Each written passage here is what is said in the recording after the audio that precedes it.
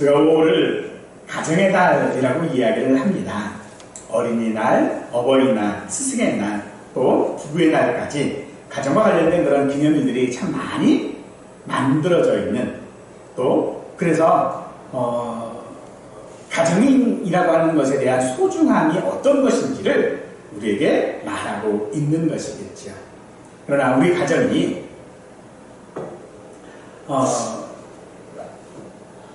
소중하다라고 하는 것은 가족 간의 어떤 유대관계라든지 사랑이라든지 구성원이라든지 이런 것들이 있어서가 아니라, 참으로 우리 가정이 소중한 것은 이 가정이 하나님만 섬기는 그런 가정이기 때문인 줄로 믿습니다. 그러므로 우리의 모든 가정들이 하나님만 섬기는 그런 복받는 가정 될 수 있기를 간절히 축원하겠습니다.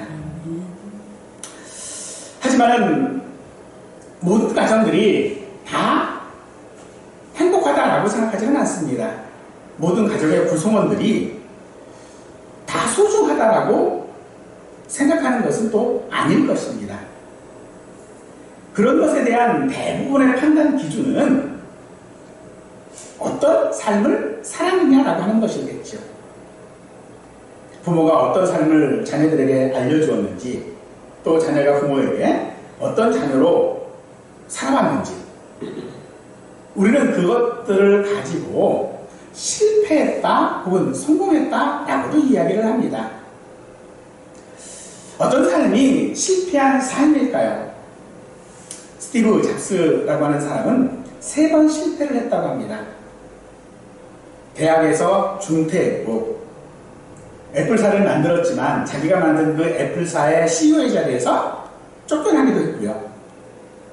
그리고 마지막에는 그가 암에 걸린 것입니다.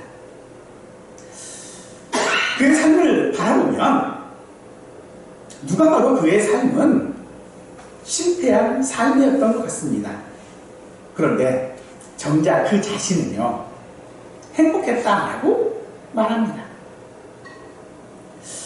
우리 주변에도 내가 생각하기에 실패한 인생을 사는 사람이 있습니다. 그런데 성경에서 말하는 실패한 인생은 무엇일까요? 그것은 하나님이 없는 인생입니다.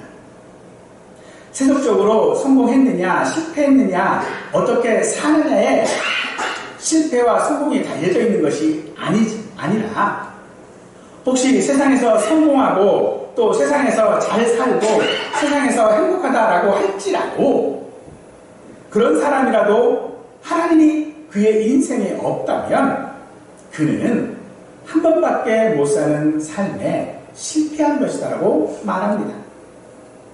오늘 우리가 살펴볼 15장은 엘리바스가 욥의 항변에 대하여서 너는 이 인생에 사는데 실패했다라고 말하는 것입니다. 욥은 하나님께서 자신이 무엇을 잘못했는지 하나님 앞에서 따져 물었습니다. 그런 욥의 모습이 엘리바스의 눈에는 미련하고 어리석게 보였을 것입니다. 엘리바스는 처음 욥에게 했던 말과 별로 다를 것이 없이 말합니다. 하나님은 정의로우신 분이시고 악인을 정당하게 심판하십니다. 따라서 살아남을 길은 자기 죄를 인정하고 마음을 돌이켜 회개하고 의롭게 사는 것이라고 말합니다.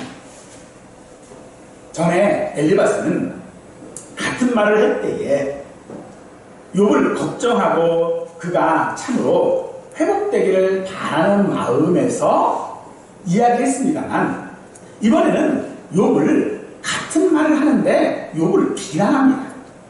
그의 비난은 악담을 넘어 저주에 가깝습니다. 엘리바스의 이 말에는요, 그의 감정이 듬뿍 실려져 있는 것입니다. 욥을 찾아왔던 새 친구는 그리고 욥을 찾아왔을 때의 진정으로 욥을 위로하고 싶었었습니다. 그런데 욥은 자신들이 기대한 것과는 달리 순종하거나 동조하지 않았습니다. 그래서 엘리바스는 욥이 교만하다라고 말합니다. 남의 충고를 거절할 만큼 잘났냐, 아무리 내가 그래도 아기는 결국은 망한다라고 일종의 공간 협박을 하고 있는 것입니다. 엘리바스나 그의 친구들은 욥이 지금 믿음을 떠나서 있고 실패했으면서도 회개하지 않는다라고 말합니다. 하나님은 모르시는 것이 없으시니 하나님을 믿고 의지한다면 아무리 고난이 심할지라도 결국은 복을 받을 것이고, 아무리 옳다고 우겨도 잘못했으면 벌을 받는다는 기존에 자신들의 주장을 굽히지 않습니다. 엘리바스의 책망은 욥이 미련하고 어리석다라고 하는 것이었고, 경건치 못하고 믿음이 없다라고 말하는 것이었습니다. 그리고 하나님 앞에서 항변하는 욥을 볼 때에 오만하고 자신들의 권고와 위로를 무시한다라고 말합니다. 그러면서 그는 자기 말에 이제는 귀를 기울이고 가르침을 받으라라고 하고 있지요.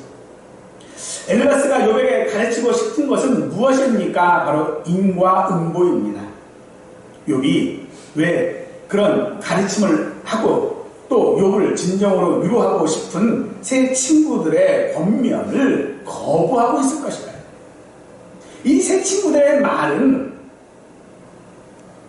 옳은 것입니다. 틀리지 않습니다. 그런데 욥은 왜 그들의 위로를 받아들이지 않는지, 오늘 욥과 같은 인생을 사는 것 같은 우리가 이해할 수 있기를 바랍니다. 엘리바스의 주장 자체에는 논리적인 결함이 전혀 없습니다. 그러나 아무리 옳은 이야기라도 그것이 전부는 아니랍니다. 세 친구의 옳은 것이 결과적으로 틀렸다라고 하는 것은 그들이 옳은 것을 사용하는 방법에서 틀렸다라고 하는 그런 말입니다. 옳고 그름의 원칙이나 상식으로 판단할 수 있습니다. 우리 믿음이 빠지는 큰 위험 중 하나는 나는 옳다는 것입니다. 우리 자신의 잣대와 시각으로 타인을 바라보고 평가하는 것이라는 것이죠. 내가 옳기 때문에 내가 바라보는 시각과 내가 평가하는 것들은 다 맞는 말입니다. 그렇습니다. 물론 맞는 말이 맞습니다. 그런데 때로는 우리가 그들의 삶 가운데 들어가지 못함으로 말미암아 옳고 그름만 판단하고 있는 것이죠. 때로는 우리가 우물 안에서 자기만의 세계로 판단을 하기도 하고요. 때로는요, 산꼭대기에서 관망자로서 쳐다보기만 하며 평가하기도 합니다. 즉,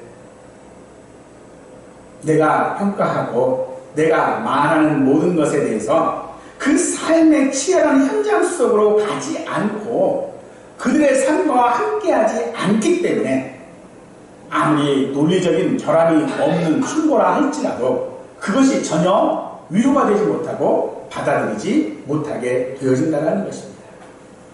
그러나 하나님은 그런 우리의 삶 가운데 오셨습니다. 우리의 삶 가운데 오셨다라고 하는 것은 사실상 우리가 이해할 수 없는 일입니다. 14절에 보면 사람이 어찌 깨끗하게 했느냐, 여인에게서 난 자가 어찌 의롭겠느냐라고 엘리바스가 말을 하는데, 이 말은 사람이 무엇이냐 라고 하는 말입니다. 근데 이 말은요, 사실 욥이 7장에서 이미 한 말이지요. 사람이 무엇이간데. 그러나 이 두 말의 의미는 너무나도 다릅니다. 엘리바스는 지금 자신의 시각으로 하나님을 보고 있고요. 욥은 우리가 보는 우리의 모습, 나 자신의 모습으로 지금 보고 있는 것입니다. 같은 모습이라 할지라도 누가 어디서 보느냐에 따라 그 가치와 평가들이 달라진다는 것이죠. 하나님은 엘리바스가 생각하는 것과 같이 인생을 보지 아니하시고 그 인생 가운데 오시는 분인 줄 믿으시기 바랍니다. 엘리바스는 옳다라는 증거로 인생의 성공, 즉 행복하고 존경받고 부족한 것이 없는 것이 옳다라는 증거라고 말합니다. 그것이 가치 있는 인생이고 한 번 사는 인생은 그래야 한다라고 엘리바스는 생각합니다. 그런데 욥이 이전에는 그런 사람인 줄 알았습니다. 하지만 욥은 망했습니다. 욥은 실패한 인생이고 아무런 가치 없는 삶이고 그런 자신을 인정하지 않는 것을 보니 욥에게는 희망도 찾을 수 없었습니다. 그러나 여러분, 우리의 가치는 우리가 만들고 우리가 결정하는 것이 아닌 줄 믿으시기 바랍니다. 여러분, 그릇을 만드는 과정들을 보면 두 가지가 있어요. 하나는 기계로 만드는 거예요. 또 하나는요, 손으로 만드는 것입니다.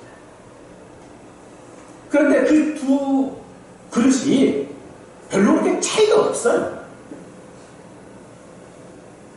그런데 왜 손으로 만든 게 더 비쌀까요? 그것은 그 사람이 그것을 만드는 사람의 가치 때문이겠지. 하지만 그릇의 가치가 어떠냐에 따라서 결정되는 것보다 그릇은 어떻게 사용되느냐가 더 중요한 것입니다. 사람이 만들었다고 해서 가치가 높아서 진열장에 전시만 되어져 있는 그릇은 사실 가치는 있을지 몰라도 활용도는 없는 거죠. 하지만 기계로 만든 그릇이라 할지라도 그것이 우리의 삶 가운데서, 우리의 생활 가운데서 여전히 사용되어지고 날마다 함께하는 것이라면 그것이야말로 더 중요한 것 아니겠습니까? 그러므로 엘리바스가 생각하는 옳은 것은 그냥 전시해 놓는 거예요. 하지만 욥이 생각하는 옳은 것은요, 삶과 함께하는 것입니다. 하나님은 욥을 의인이라고 말씀하신 것은 그 욥의 삶 가운데 하나님이 함께하고 있기 때문인 것입니다. 그러므로 오늘 우리도 우리의 삶을 우리 스스로 평가하는 것이 아니라 우리의 삶 가운데 하나님이 함께 계시다면 우리의 삶은 하나님께 중요한 삶이요, 결코 세상적인 가치로 평가될 수 없는 그런 삶이다 라고 할 수 있는 것입니다. 예수님은 하나님이십니다. 어떻게 하나님이 주인과 함께 할 수 있습니까? 바리새인들과 서기관들은 주인들과 함께 먹고 마시는 예수님을 비난했지요. 그런 그들에게 예수님은 의사에 대한 말씀을 하셨습니다. 의사는 병든 자에게 필요하다. 죄인인 우리에게 예수님이 필요하고 넘어지는 인생의 손을 잡아줄 하나님이 우리에게 필요한 것입니다. 믿는다라고 하는 것은 아직 이루어지지 않은 미래가 잘 될 것이라고 하는 믿는 것을 말하는 것이 아닙니다. 지옥에 갈 우리가 천국 갈 것을 믿는 것이 믿음이 아닙니다. 믿는다라고 하는 것은 나에게 예수님이 필요하다라는 것을 안다라고 하는 그런 말인 줄 믿으시기 바랍니다. 우리가 지금 예수를 믿는다고 하면서 우리는 그 예수님을 믿는 자리에 있는 것이 아니라 예수님이 필요 없는 자리에 있기를 바라고 있는 것은 아닙니까? 그 대표적인 사람이 우리는 성경에서 야곱이라고 하는 사람을 찾아볼 수 있을 것입니다. 야곱은 하나님 없이 살아도 되는 인생을 살려고 평생을 애쓴 사람입니다. 형에게서 장자의 명분을 빼앗고 외삼촌 라반의 집으로 도망하면서 20여 년 동안 잔꾀를 부려서 부를 쌓았습니다. 그런 야곱이 하나님을 만나 그의 이름을 물으셨고 그리고 그에게 새로운 이름을 주셨습니다. 야곱은 그 이름을 받은 그곳을 하나님의 얼굴이라고 하는 뜻의 분이엘이라고 했습니다. 이것은 이제 그의 인생에 하나님의 필요 없는 인생이 아니라 하나님이 반드시 있어야 하는 인생으로 바뀌어졌다는 말입니다. 여러분들, 우리가 믿는다고 하는 것을 잘 생각해야 합니다. 예수님이 필요하다는 것이 믿음인데 예수님이 없어도 되는 환경을 믿음으로 착각하면 안 되는 것입니다. 우리가 살면서 가까이 하지 말아야 될 장소 두 가지가 있다고 해요. 하나는 병원. 병원을 가까이 하는 것은 안 좋대요. 또 하나는요, 경찰서. 경찰서는 죄 지은 사람이 가야 되잖아요. 그래서 여러분들 한번 생각해 보십시다. 사실 이 병원과 경찰서는요, 우리가 늘 가까이 해야 되는데, 내 몸에 무슨 이상이 있는지 늘 살펴야 되는 것이고요. 우리가 건강하려면 늘 병원에 가야 되고. 경찰서는 죄 짓는 사람들을 벌하는 데가 경찰서가 아니고, 사실은 사람들을 보호하기 위해서 만들어 놓은 게 경찰서잖아요. 그러면 보호를 받으려면 사실 우리 경찰서에 자주 가야 되는데, 우리는 반대로 자꾸 생각하는 것이죠. 그렇습니다. 우리의 믿음이 그런 것입니다. 우리는 예수님이 필요해서, 예수님이 있어야만 해서 우리 인생을 걸고 믿었는데, 그 믿음의 결과를 예수님은 필요 없는 자리로 만들어버린다는 거예요. 그들이, 이스라엘 백성들이 출애굽을 한 이후에 광야 생활을 하며 또 가나안 점령을 하는 그런 모든 과정들 가운데에 하나님이 그들에게 꼭 필요했습니다. 그런데 그들이 정착하고 나자 그들은 이제는 하나님 필요 없다, 우리에게 왕을 달라라고 하고 있지 않습니까? 하나님이 왕 되는 것이 없고 하나님이 간섭하는 것이 싫으니까 우리에게 왕을 주십시오. 나는 예수를 믿어서 내 믿음을 통하여서 내가 이 땅에서 행복하고 내가 이 땅에서 내가 원하는 것들을 이루고 기도가 응답되고 하는 그런 모든 것들, 결국은 예수님이 필요한 것이 아니라 예수님이 필요 없는 자리가 되어져 버렸다는 것이죠. 그러므로 분명 옳은 것이지만 그 옳은 것을 사용하는 데 있어서 필요 없는 자리로 만들지 않기를 간절히 원합니다. 여러분, 우리에게는 예수님이 꼭 필요합니다. 내 인생에 예수님이 없다면 우리 인생은 실패일 수밖에 없는 것입니다. 그래서 우리는 믿는다라고 했을 때에 내가 믿음에도 불구하고 내 삶에 어려움이 오고 절망이 오고 이러면 두 가지 반응을 보여요. 하나는 하나님께 그 모든 것들에 대한 책임을 전가하는 것. 또 하나는요, 마지막까지 하나님께 붙잡고 내가 잘못했으니 하나님 살려주십시오라고 하나님을 붙드는 거예요. 이 두 가지는요, 하나는 이런 행동들은 믿음이 있는 것이기도 하고요, 또 때로는 믿음이 없는 것이기도 합니다. 이 두 가지가 상반된 게 아니라는 겁니다. 이 두 가지는요, 사실 욥의 모습입니다. 욥은 지금 하나님께, 하나님 아무 잘못 없는 왜 이런 고통 가운데 몰아넣으십니까? 라고 한탄했지만 그 한탄 가운데는 끝까지 하나님이 필요합니다라고 외치는 그의 모습이었던 것이겠죠. 사실 우리는 이 믿음으로 말미암아 우리가 기대하는 결국이 있습니다. 젊었을 때 좀 고생 좀 하더라도 나이가 들어서는 지나온 삶을 회상하면서 여행이나 하면서 커피나 마시면서 손주들 보는 것, 그게 우리의 믿음의 결국이기를 원합니다. 그런데 대부분의 삶은 그게 아니거든요.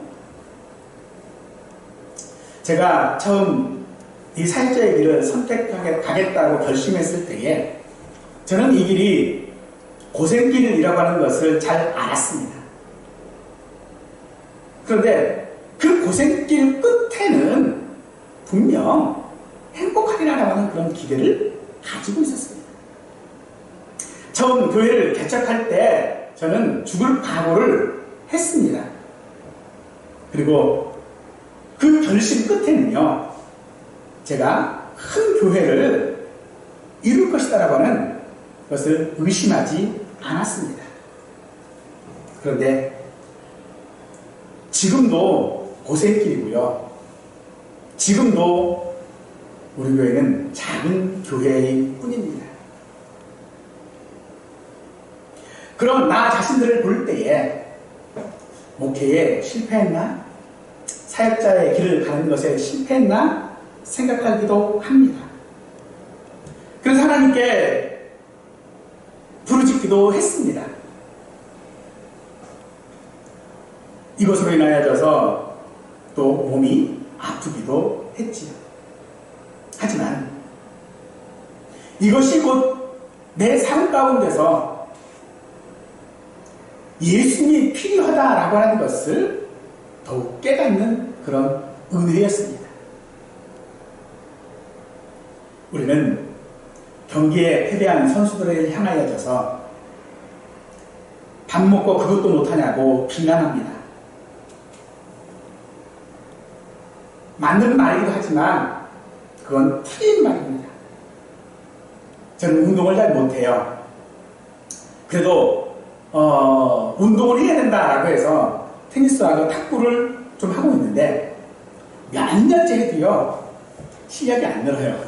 그냥 제자리예요. 도통 실력이 늘지를 않습니다. 그런데도 제가 이 운동을 계속하는 이유는요, 이건 내가 내 실력을 쌓고 내가 어떤 경기에서 우승을 하고 하는 것이 아니라 제 건강 때문인 거거든요. 15절 말씀해 보니까 하나님은 거룩한 자들을 믿지 아니하신다라고 하고 있어요. 여기서 말하는 이 거룩한 자들이라고 하는 것은 천사를 지칭하는 겁니다. 이 천사들을 하나님이 믿지 않으신다고요? 천사도 믿지 않는데 인생을 믿겠냐라고 엘리바스는 지금 말하고 있는 것입니다. 야, 운동신경도 없고 운동도 잘 못하면서 뭐하러 그거 하고 있냐 하는 말과 똑같은 겁니다.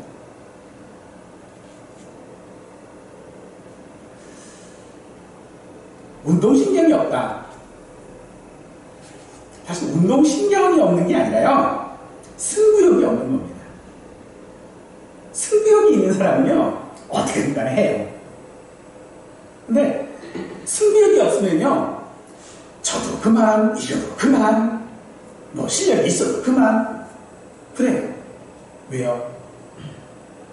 그것을 사용하는 방법이 다르기 때문입니다. 운동이라고 하는 그것들을 사용함에 있어서 승부를 위하여 그것을 사용하는 것이 아니라 내 건강을 위하여 사용하는 것이니까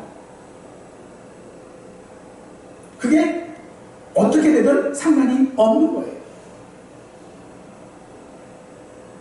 엘리바스는 지금 우리에게 성공주의의 믿음을 가지라고 말하는 것입니다.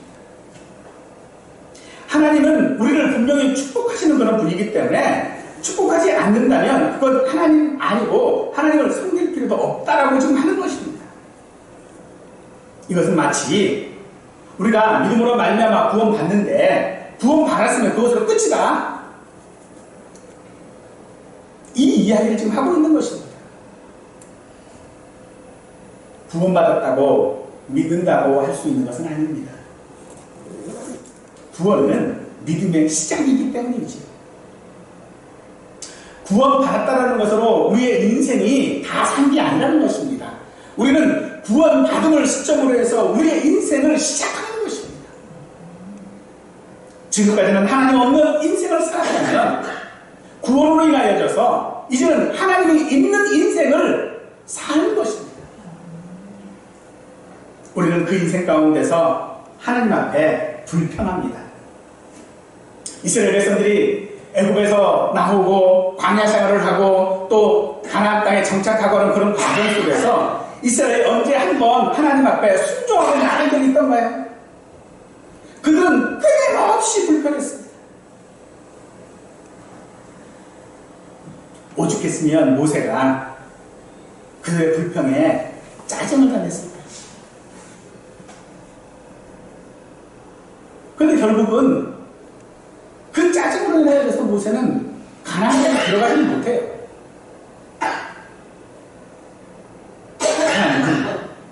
하나님 앞에 순종했던 모세가 아니라 불평 불만하고 하나님을 반역한 그 이스라엘을 결코 포기하지 않으셨던 것입니다.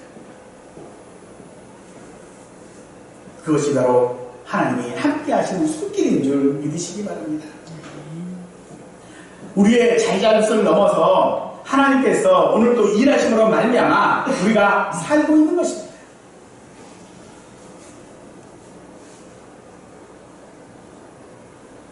우리의 삶은 16절에서 말하는 것처럼 악을 저지르기를 물마심같이 하고 가증하고 부패한 사람을 그런 우리를 하나님이 용납하시겠냐라고 말합니다.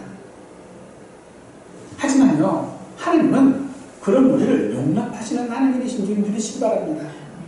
용납하실 뿐만 아니라 그런 삶을 살고 있는 우리의 삶 가운데 함께 하시는 분인 줄 믿으시기 바랍니다.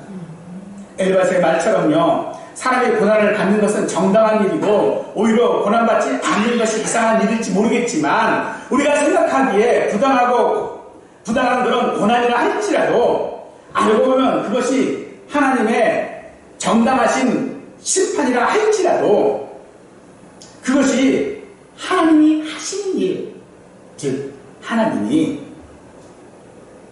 우리를 심판하시는 일이 아니라 하나님이 우리와 함께 하시는 것인 줄 믿으시기 바랍니다. 그러므로 엘리바스가 모르는 것이 있었다면 그것은 하나님이 심판하시는 분인 것은 맞지만 공의로우신 하나님인 것은 맞지만 그 하나님이 또한 긍휼함이 많으신 분인 줄 그가 몰랐다는 것입니다. 엘리바스는 2절에서 어찌 동풍을 그의 복부에 채우겠느냐라고 말하고 있는데 동풍은 사막에서 불어오는 바람을 말합니다. 이 바람은요 아주 뜨겁고 건조해서 식물들이 다 말라버립니다. 엘리바스는 욥에게 그런 동풍이 아니라 서풍이 되어주고 싶었습니다. 물기를 머금고 있어서 그것이 바람이 불면은 식물들이 잘 자랄 수 있는 그런 서풍이 되어주고 싶었습니다. 처음부터 욥을 비난하거나 공격하려는 생각이나 욥의 실패를 꼬락서니를 구경하고 싶었던 그런 것이 아니었습니다. 그런데도 지금 욥의 이 엘리바스의 말은 너무나도 거칩니다. 엘리바스가 이렇게 거친 말을 내뱉는 것은요, 욥이 자신들의 말을 경청하고 자신들의 권면을 잘 받아주었으면 그렇게 하지 않았을 것이라고 말하는 것입니다.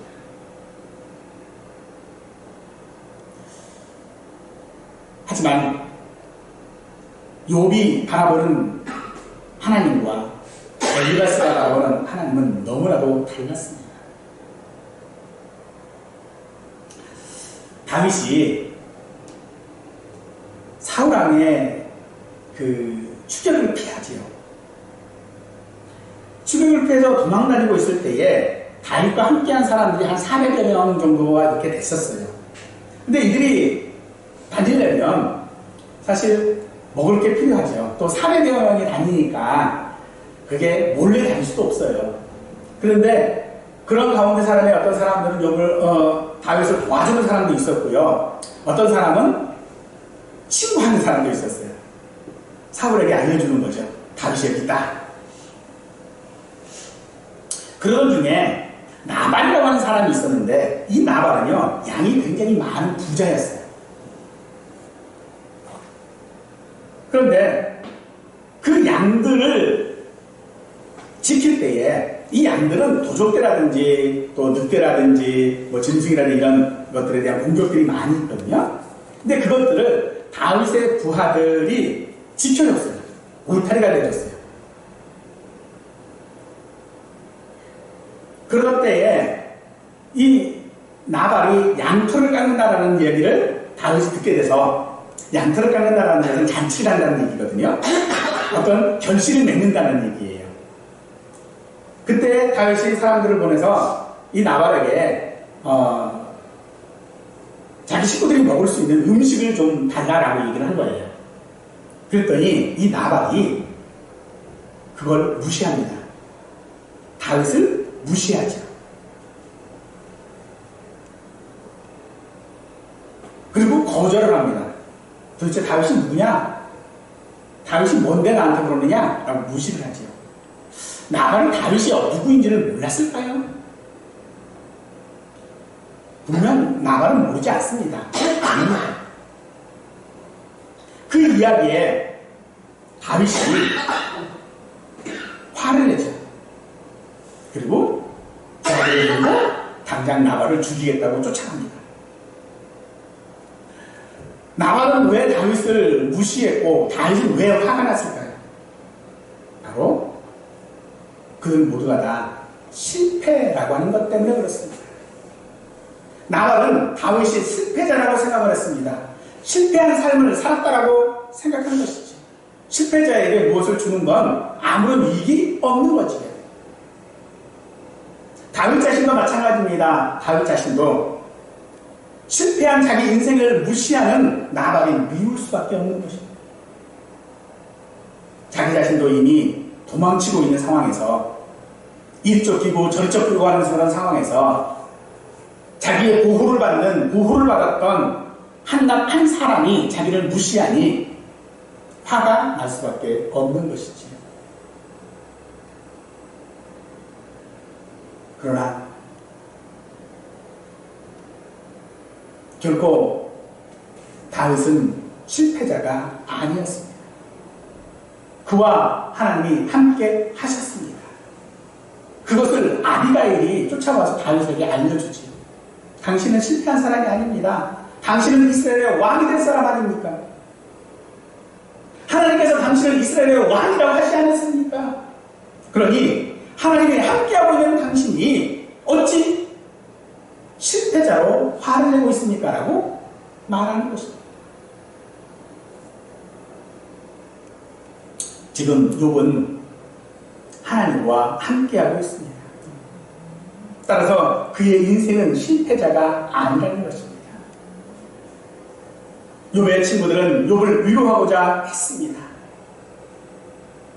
욥의 실패를, 욥의 좌절을 위로하고자 했습니다. 그래서 욥은 그 친구들의 위로를 받을 수 없었던 것입니다. 왜냐하면 욥은 실패자가 아니거든요. 욥은 좌절한 사람이 아니기 때문입니다. 그가 스스로 실패자가 아니고 좌절하지 않기 때문에 친구들의 위로를 결코 받을 수 없는 것입니다.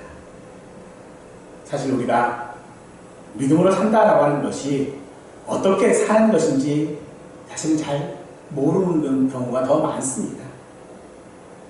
악하다고 생각하는 사람이 믿음을 이야기하고요, 하나님의 은혜를 말합니다. 실패한 것처럼 보이는 삶을 살았던 사람이 그건 하나님의 뜻이라고, 의인은 고난을 받는다라고 말합니다. 멀리 갈 것도 없이 우리 자신들을 봐도 그렇습니다. 과연 나는 믿음으로 말미암아 살고 있습니까? 내가 믿음으로 말미암아 살아온 결과가 무엇입니까?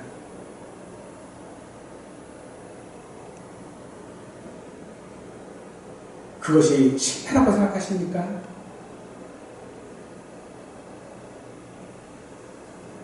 아직 우리는 결과가 나오지 않았습니다. 아니, 하나님께서 우리에게 보장해 주시는 결과는요, 성공입니다. 구원입니다. 하나님과 함께하는 것인 줄 믿으시기 바랍니다. 그러므로 우리가 믿음을 옳은 것으로 생각한다면 그 옳은 것을 바르게 사용해야 할 것인데, 옳은 것을 바르게 사용하지 않는 것은요, 사실 실체가 없는 이론에 불과한 것입니다. 옳다라고 말은 하지만 그것이 그냥 이론일 뿐인 거예요. 내가 믿는다고 말은 하지만 그 믿음이 이론일 뿐인 것이에요. 삶과 적용되지 않습니다. 그러므로 사랑하는 성도 여러분, 오늘 우리들이 어려움을 겪고 힘든 일이 있는 것이 하나님의 진노라고 생각하십니까? 그렇다면 하나님께 은혜를 구해야 합니다. 하나님께서 내 모든 삶 가운데서 나를 도우시고 나와 함께 하시고 피할 바위가 되신다고 생각하십니까? 그렇다면 하나님께 피해야 하지 않겠습니까? 엘리야서 17절에서 내가 내게 보이리니 내게서 들으라, 내가 온 것을 설명하리라 라고 말하지. 마치 세상의 모든 지혜를 다 독점한 듯 욥을 실패자로 지금 몰아가고 있는 것입니다. 세상은 우리를 그렇게 말합니다. 봐라, 너는 실패자다. 그것을 세상이 말해주고 있지 않느냐. 내가 돈이 있냐, 건강이 있냐, 뭐 하나 잘된 게 뭐가 있냐. 밥 먹고 그것만 했는데 그것도 못하냐. 너 믿음 있다고, 너 믿음 생활한다고 그렇게 살아왔는데 지금 그 꼬라지가 뭐냐? 그렇습니다. 세상이 그것을 우리에게 그렇게 평가하는 것은 여러분, 하나님이 나와 함께 계심을 알게 하기 위한 하나님의 일하심인 줄 믿으시기 바랍니다.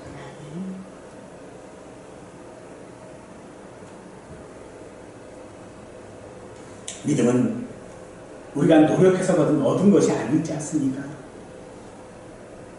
그러므로 그 믿음을 우리 생각대로, 우리 마음대로 사용하면 안 됩니다. 믿음은 하나님께서 우리에게 선물로 주신 것이니 하나님께서 우리에게 사용하는 방법을 알려주시는데 그 방법으로 우리는 믿음을 사용해야 합니다. 성령은 언제나 우리 안에 계십니다. 우리 안에 거하시면서 놀고 먹는 분이 성령이 아니십니다. 우리가 하나님의 자녀라는 것을 깨닫게 하시고요. 또 그것을 깨닫게 하시기 위하여 우리와 언제나 함께 하시는 분이 성령님이십니다. 그 성령님은 언제나 우리 안에 계십니다. 하나님이 우리와 함께 있는 것입니다. 이것은 마치 부모에게 자녀는 언제나 자녀입니다. 자녀가 성공하고 자녀가 말이 잘 들으면 자녀고 아니면 자녀가 아닙니까? 그렇지 않습니다. 우리의 어떠함이 아니라 우리가 어떠해도 우리는 하나님께 자녀라고 하는 존재인 줄 믿으시기 바랍니다. 우리가 지난주에 묵상했던 민수기 22장과 23장에 보면 모압 왕 발락이 발람에게 돈을 주고 이스라엘 백성들을 저주하라고 요청을 하지요. 하나님께서는 발람에게 그들과 함께 가지도 말고 저주하지도 말라라고 하셨지만 발람은요, 가고 싶었어요. 뭐 때문에요? 돈 때문에. 그래서 결국은 갔습니다. 그러나 가서 그가 한 일은요, 이스라엘을 저주하는 일이 아니라 축복하는 일이었어요. 하나님은 발람을 이용하셔서 하나님의 의지가 무엇인지를 보여주고 있는 것입니다. 하나님의 의지는 이스라엘이 어떤 행동을 하든 그들을 백성 삼겠다라는 것이 하나님의 의지였습니다. 우리를 향한 하나님의 뜻도 같은 줄 믿으시기 바랍니다. 우리를 세상에 하신 것도, 우리를 자녀 삼는 것도, 우리가 자녀로 사는 것을 만드는 것입니다. 요한사도는 우리가 하나님의 자녀라면 어떻게 살아야 하는지를 우리에게 말해주고 있습니다. 요한일서 3장 18절 말씀에 자녀들아, 우리가 말과 혀만 사랑하지 말고 행함과 진실함으로 하자라고 말합니다. 말과 혀는 같은 의미로서 실천이 없는 사랑을 의미하지요. 이와 달리 행함과 진실함은 실천하는 사랑을 나타내는 표현으로서 상호 보완적인 관계를 형성하고 있습니다. 즉, 행함은 사랑의 역동적 측면을 나타내고 진실함은 사랑의 질적 측면을 나타내는 것입니다. 사도 요한은 사랑을 실천하는 것이 자녀라고 말하고 있는 것입니다. 누구에 대한 사랑을 실천하는 것입니까? 하나님에 대한 사랑인 줄 믿으시기 바랍니다. 하나님께서 나와 함께 계심으로 하나님께서 나를 사랑하시는 것처럼 나도 하나님을 사랑하는 것, 바로 그것이 오늘 우리가 하나님께 우리의 모든 삶 가운데서 소망을 두고 하나님께 위로받는 것인 줄 믿으시기 바랍니다. 우리가 하나님께 위로받고 싶으십니까? 하나님을 사랑하십시오. 하나님께 소망을 두고 싶으십니까? 하나님을 사랑하십시오. 이것이 요한 사도가 우리에게 하고 싶은 말인 것입니다. 우리는 하나님께 내가 믿음을 가졌으니, 내가 이러이렇게 했으니 아무런 고난도 없게 하시고 모든 방면에서 기쁘게 하시고 우리가 원하는 대로 다 해주시기를 우리는 원합니다. 만약 하나님께서 그렇게 해주신다면 우리는 만족하고 하나님을 사랑할 수 있을까요? 아마도 이스라엘 백성들처럼 하나님을 교회 안에만 가두어 두지는 않을까요?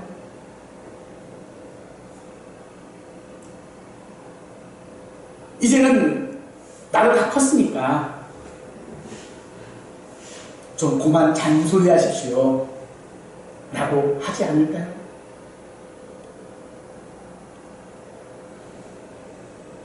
사랑하는 성도 여러분, 우리는 예수를 믿는 자들입니다. 예수를 믿는 자라고 하는 것은 예수님이 내게 필요하신 분이라는 것이죠. 예수님이 내게 필요하다고 하는 것은 내 인생의 결과가 실패하지 않았다는 것을 말합니다. 사랑하는 성도 여러분, 여러분들이 지금 예수님을 필요로 한다면, 예수님이 여러분에게 꼭 있어야 된다고 생각하신다면 우리의 인생은 실패자가 아닙니다. 저와 우리 모든 가정이 그런 가정 되었으면 좋겠습니다. 예수님만 섬기는 가정, 이것은 예수님이 꼭 필요한 가정이라고 하는 그런 말인 줄 믿으시고 그런 가정을 이루실 수 있는 우리 모두가 되기를 간절히 축원하겠습니다.